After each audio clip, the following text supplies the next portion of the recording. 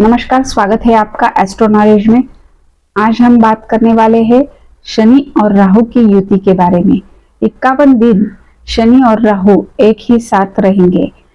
शनि राशि बदल रहे हैं 29 मार्च को, कुंभ से मीन में जाएंगे और मीन में पहले से ही राहु है। राहु 18 मई को कुंभ में जाएंगे। तब तक 51 दिन शनि और राहु एक साथ युति करके मीन राशि में रहेंगे। मीन राशि है जल तत्व और शनि राहु क्रूर ग्रह है और वो है वायु तत्व। पानी और जल और वायु जब एक साथ होते हैं तो तूफान आता है। पानी में तूफान आते हैं। जैसे ही देश विदेशों में चक्रवात जैसी स्थितियां बन सकती है।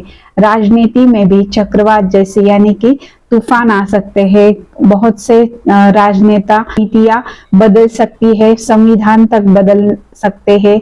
बहुत सारे उतार चढ़ाव इन 51 दिनों में हम लोगों को देखने को मिल सकते हैं। शेयर या मार्केट में भी बहुत सारे उतार चढ़ाव देखने को मिल सकते हैं।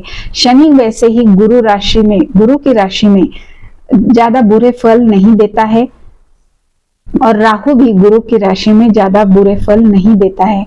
लेकिन बुध की राशि में राहु न्यूट्रल फल देते हैं। गुरु की राशि में थोड़ा दब के चलते हैं। मीन राशि होती है मोक्ष की राशि, यानी कि समाप्ति, व्यय, अहंकार का समाप्ति, यानी कि मैं की समाप्ति। काल पुरुष की कुंडली से देखी जाए तो 12वां भाव आता है, यानी कि मैं की समाप्ति। अहंकार को खत्म करना है तो ही मोक्ष मिल सकता है और उसमें वायु तत्व के ग्रह यानी शनि राहु बैठे हैं।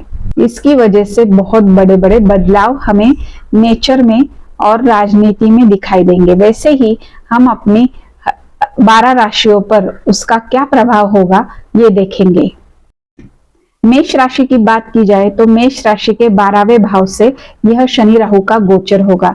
अगर देश विदेश में आप लोग नौकरी कर रहे हैं या व्यवसाय कर रहे हैं उनके लिए ये फायदेमंद गोचर रहेगा। लेकिन आपको अहंकार को त्यागना होगा। अगर अहंकार को त्यागेंगे तो ही नौकरी व्यवसाय में प्रॉब्लम नहीं आ सकते। परिवर्तन होगा। अगर परिवर्तन से आप उसको समझकर एडजस्ट करके नहीं रहेंगे, अहंकार दिखाएंगे तो आपको वो प्रॉब्लम दे सकता है। एडजस्टमेंट करिए, स्वास्थ्य का ध्यान रखिए। धन के मामलों में देश विदेश से अगर आप कुछ लेन देन कर रहे हैं तो उसके बारे में सावधानी से करिए। करियर के लिए ये अच्छा होगा। 12 भाव से 6-8-12 भाव से क्रूर ग्रह का गोचर वैसे अच्छा ही होता है।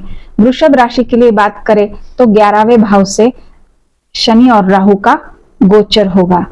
9वें और 10वें भाव का स्वामी 11 भाव में गोचर करेगा तो ये नए काम शुरुआत कर सकते हैं। बड़े दिनों से आ रही है कुछ इच्छा जो पूरी नहीं हो रही थी, इन दिनों में वो पूरी होने की पूरी संभावना है। लेकिन इन लोगों के लिए शारीरिक पीड़ा हो सकती है। मान सम्मान बढ़ेगा, पैसे अच्छे आएंगे, इच्छा पूर्ति होगी। संतान से कुछ वैचारिक मतभेद हो सकते हैं। विवाह हुआ होगा तो उनको संतान प्राप्ति के योग भी बन रहे हैं वृषभ राशि के लिए। अब बात करते हैं मिथुन राशि की। मिथुन राशि के 10वें भाव से यानी कि कर्म के भाव से शनि राहु का गोचर हो रहा है। करियर में अपॉर्चुनिटी आएगी, जॉब चेंजेस करेंगे।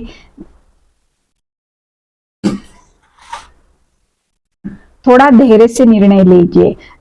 कोई जॉब छोड़ सकता है या जॉब में बड़ा परिवर्तन आ सकता है या घर से दूर जाकर आपको जॉब करना पड़ सकता है। मां के स्वास्थ्य के लिए यह गोचर थोड़ा सा खराब है क्योंकि कर्म भाव में बैठकर सुख स्थान पर शनि राहु की युति हो रही है। मां के स्वास्थ्य पर यह असर डाल सकती है। जिनको खुद को भी हेल्थ इश्यूज है वो भी अपना ध्यान रखिए। हार्ट से रिलेटेड ज्यादा ध्यान रखिए। कर्क राशि के लिए यह गोचर 9वें भाव से हो रहा है। शनि राहु का गोचर 9th हाउस से होगा तो वायु तत्व के ग्रह सेपरेशन के लिए आते हैं। अगर यहाँ से 9th हाउस से शनि राहु का गोचर होगा तो आपको भगवान के प्रति या धर्म के प्रति आपका विश्वास कम हो सकता है, आपको उसमें भगवान पर भी भरोसा नहीं करते, ऐसा कुछ आपके मन में आ सकता है। धर्म के बारे में कुछ गलत सलत बात मत कीजिए, धर्म से विमुख ना होइए। नौकरी में परिवर्तन आ सकते हैं, छोटी मोटी यात्रा कर सकते हैं, धार्मिक यात्रा आपके लिए अच्छे फायदे देगी। इस राशि के लिए आपके पिता के स्वास्थ्य पर आप ध्यान दीजिए। सिंह राशि की बात करें तो सिंह राशि को अभी शनि की ढैया भी चल रही है और 8वें भाव से शनि और राहु दोनों का गोचर होगा। स्वास्थ्य के विशेष ध्यान रखना होगा।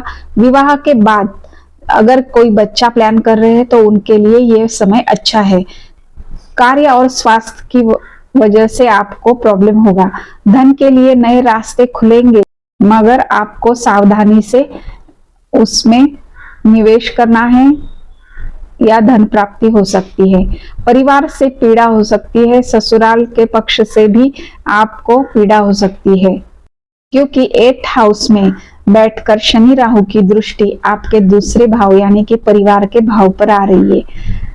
अब बात करते हैं कन्या राशि की। कन्या राशि का यह गोचर पति पत्नी के रिश्ते के लिए खराब रहेगा। शनि राहु अपने 7th भाव में बैठकर पहले भाव पर भी दृष्टि डाल रही है। अपनी हेल्थ के लिए भी ये थोड़ा खराब ही रहेगा। पति की राशि अगर कन्या है तो पत्नी के लिए, और पत्नी की राशि कन्या है तो पति के लिए यानी कि अपने स्पाउस के लिए ये हेल्थ इश्यूज ला सकता है। और पारिवारिक संबंधों में यानी कि पति पत्नी के संबंधों में मनमुटाव ला सकता है। अगर आप व्यवसाय में है तो पार्टनरशिप में भी आप के मनमुटाव हो सकते हैं। नौकरी के लिए यह कोई चिंता की बात नहीं है, लेकिन व्यवसाय के लिए यह मनमुटाव की बात आ सकती है पार्टनर्स के साथ। आप धार्मिक यात्रा कर सकते हैं और लग्न को देखने से आप ध्यान रखिए और आप धार्मिक यात्रा कर सकते हैं, शिव आराधना कर सकते हैं। तुला राशि के 6ठे भाव से यानी कि 6th हाउस से यह गोचर होगा। 3, 6, 11 से क्रूर ग्रह का गोचर अच्छा ही रहता है। रोग, ऋण और शत्रु, इनसे आपको छुटकारा मिल सकता है। तीसरी दृष्टि शनि की 8th हाउस पर रहेगी, तो आपको कुछ ट्रांसफॉर्मेशन यानी कि आप में कुछ बदलाव आ सकते हैं या जॉब में भी बदलाव आ सकते हैं। ससुराल पक्ष से थोड़े से प्रॉब्लम आ सकते हैं, लेकिन रोग, ऋण, शत्रु से आपको छुटकारा मिल सकता है।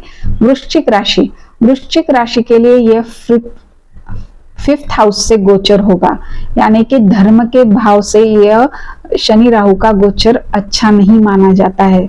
बच्चे से दूरी आ सकती है, बदलाव आ सकता है कुछ, या बच्चा एजुकेशन के लिए आपसे दूर जा सकता है।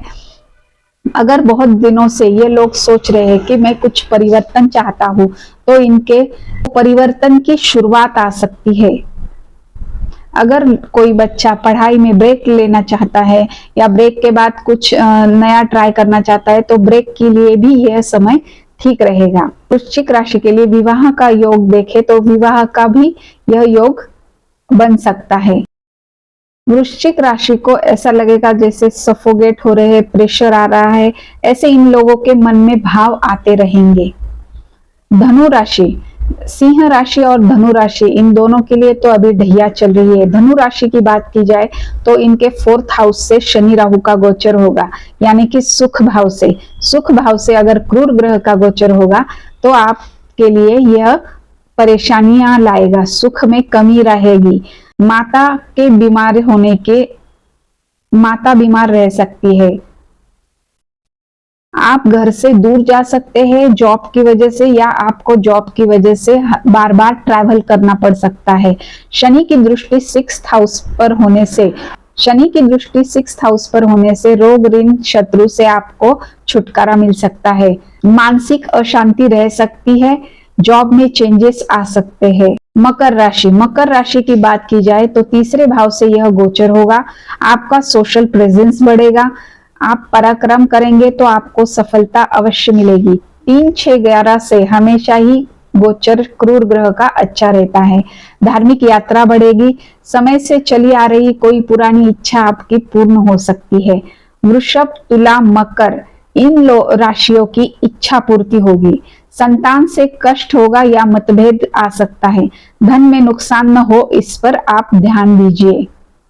कुंभ राशि के दूसरे भाव से शनि राहु का गोचर होगा। दूसरा भाव होता है परिवार का, वाणी का। वाणी पर नियंत्रण रखें। आपके बोलने से परिवार में मनमुटाव आ सकता है और धन में भी कमी आ सकती है।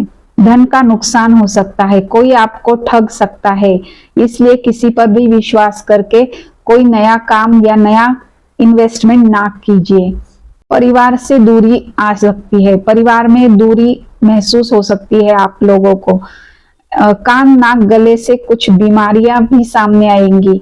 इसकी शनि की दृष्टि आपके 8th हाउस पे यानी कि 8वें भाव पर होगी, तो कुछ सीक्रेट फायदे होंगे। अचानक से आप ऑकल्ट साइंस की ओर आपका ध्यान जाएगा या आप साधना में लीन होने के लिए सोचेंगे। मीन राशि का शनि राहु का गोचर चंद्रमा से ही होगा, तो आप बहुत कंफ्यूज, इमोशनल इतना होंगे कि आपको कभी भी रोना आ सकता है या कभी भी हंसना आ सकता है।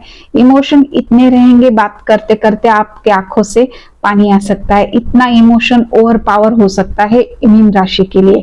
अगर इसमें दशा खराब होगी तो आपके लिए ये बहुत कठिन समय होगा 51 दिन का। आप शिव और हनुमान की आराधना कीजिए इस पीरियड में। सभी राशि के लिए शिव और हनुमान की आराधना बहुत ही अच्छी फलदायी हो सकती है। आपको लाभ मिलेगा विदेश से या विदेश यात्रा भी हो सकती है, मगर आप मन पर कंट्रोल कीजिए, इमोशन को कंट्रोल कीजिए, साधना कीजिए, ज्यादा से ज्यादा शिव की आराधना कीजिए। यह हो गया शनि राहु का गोचर 51 दिन सब राशियों के लिए क्या फल देगा। धन्यवाद।